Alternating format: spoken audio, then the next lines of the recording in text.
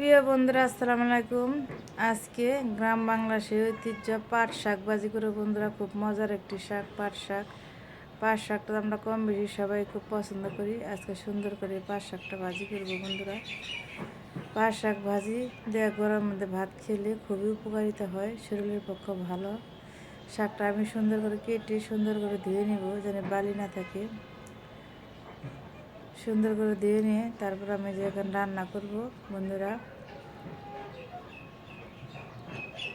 পাট শাকটা ঢেকে দিলে বেশি তিতা লাগে, তাই ঢাকা দেওয়া যাবে না, সবুজ জানি থাকে।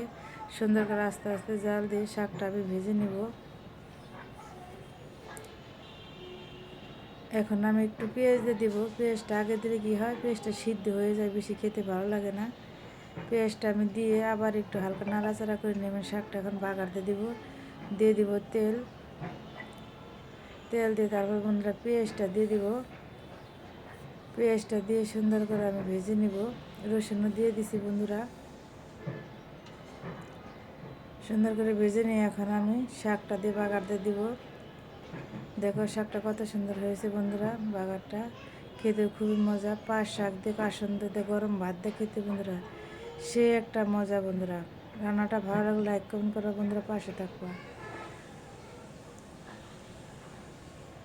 সবার জন্য শুভকামনা দোয়া রইল। আল্লাহ হাফিজ।